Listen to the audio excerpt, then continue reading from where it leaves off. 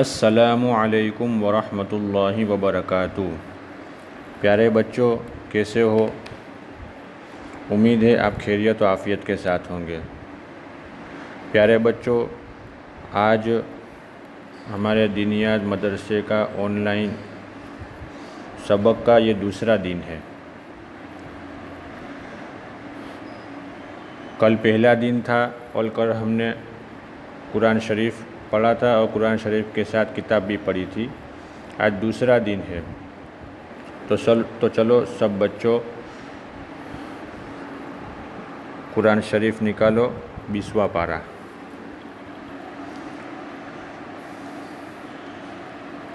کل 20ویں پارے میں نے 2 پیج سبق دیا تھا اور مجھے امید ہے کہ آپ نے انشاءاللہ یاد بھی کر لیا ہوگا۔ اب آج ہم آگے پڑھ رہے ہیں، میں پڑھتا ہوں، آپ لوگ دھیان سے سنیے۔ اعوذ باللہ من الشیطان الرجیم، بسم اللہ الرحمن الرحیم۔ کل ہم نے یہاں تک پڑھ لیا تھا 2 پیج۔ آج ہم آگے 2 پیج کا اور سبق لیں گے۔ میں پڑھتا ہوں، آپ لوگ دھیان سے سنیے۔ اعوذ باللہ من الشیطان الرجیم، بسم اللہ الرحمن الرحیم۔ ان ھذا القرآن يقص على بني إسرائيل أكثر الذي هم فيه يختلفون وإنه لهدى ورحمة للمؤمنين۔ إن ربك يقضي بينهم بحكمه وهو العزيز العليم۔ فتوكل على الله إنك على الحق المبين۔ إنك لا تسمع الموتى ولا تسمع الصم الدعاء إذا ولوا مدبرين، وما أنت بهاد العمي عن ضلالتهم، إن تسمع إلا من يؤمن بآياتنا فهم مسلمون۔ وإذا وقع القول عليهم أخرجنا لهم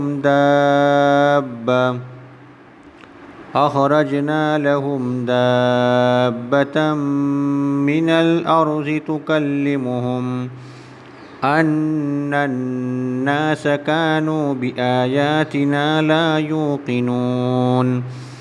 ويوم نحشر من كل أمة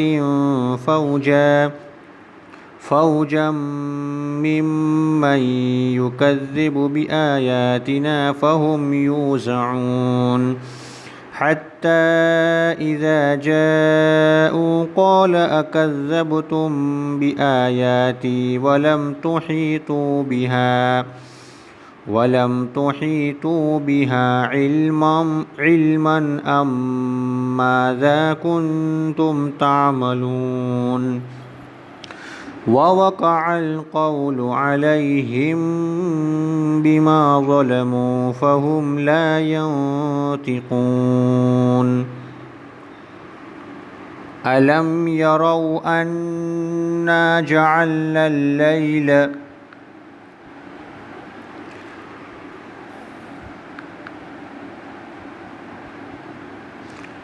ليسكنوا فيه والنهار مبصرا، إن في ذلك لآيات لقوم يؤمنون۔ ويوم ينفخ في الصور ففزع من في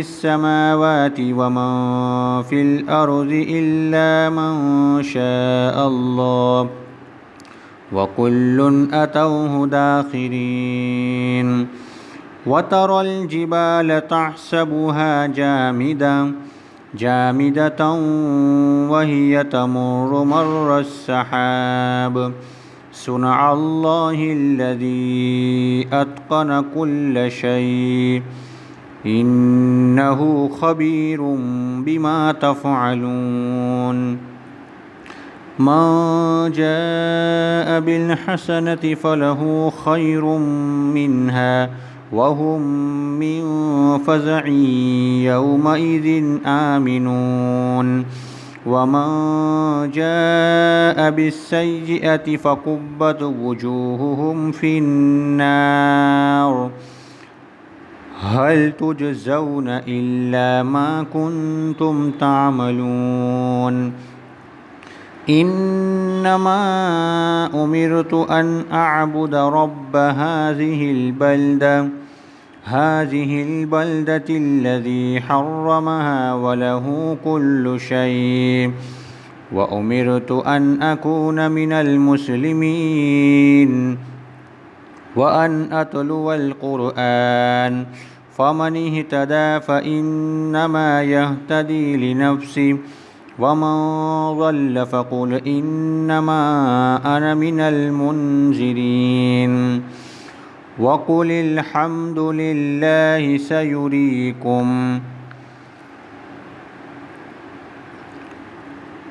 سيريكم آياته فتعرفونها وما ربك بغافل عما تعملون. بس آپ کو آگے یہاں تک 2 پیج یاد کرنے ہیں. آگے 2 پیج سورت تک آپ کو یاد کرنے ہیں. اب چلیے اب آپ لوگ 6 ایئر کی کتاب نکالیے. ہم لوگ 6 ایئر پڑھیں گے. چلو سب بچوں نے کتاب نکالی 6th ایئر. اب ہم روزانہ جو ہے وہ قرآن شریف بھی پڑھیں گے اور قرآن شریف کے ساتھ ساتھ کتاب میں سے کوئی ایک سبجیکٹ پڑھیں گے. قرآن شریف کا سبق تو انشاءاللہ ہم روزانہ ہی پڑھیں گے، لیکن ساتھ میں کتاب جو ہے تو اس کتاب میں سے ہم صرف ایک سبجیکٹ جو ہے قرآن کے ساتھ پڑھیں گے. تو آج ہم جو ہے سب سے پہلے علم تجوید پڑھیں گے.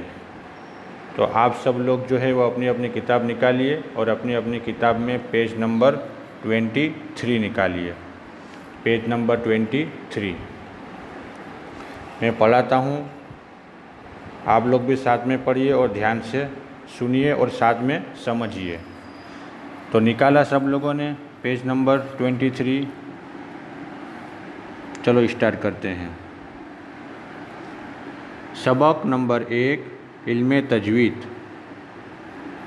سبق نمبر 1 علم تجوید. اب علم تجوید کس کو کہتے ہیں، علم تجوید کی ڈیفینیشن کیا ہے، علم تجوید کا فائدہ کیا ہے، علم تجوید کا مقصد کیا ہے، وہ سب آپ کو جو ہے وہ نیچے بتایا جائے گا. آپ لوگ دھیان سے سنیں اور ساتھ میں سمجھیے. سب سے پہلا ہے تجوید کی لغوی تعریف. سب سے پہلا کیا ہے؟ تجوید کی لغوی تعریف. تجوید کی لغوی تعریف کیا ہے؟ کسی کام کو عمدہ کرنا.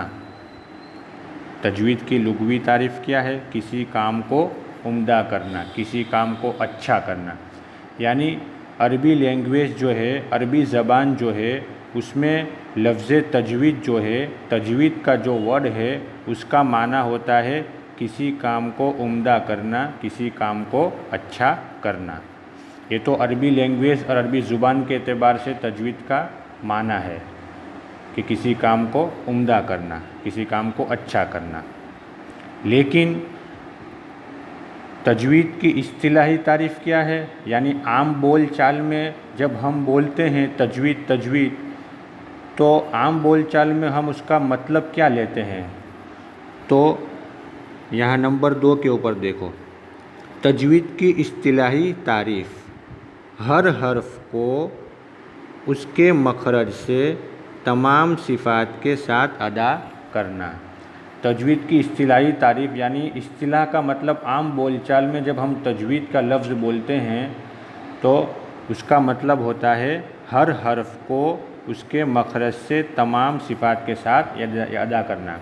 یعنی ہر حرف کا، آپ کو پتہ ہے ہر حرف کا ایک مخرج ہے، الف کا مخرج ہے، با کا مخرج ہے، تا کا مخرج ہے، شین کا ہے، صاد کا ہے، ضاد کا ہے، ہر حرف کا کیا ہے؟ ایک مخرج ہے۔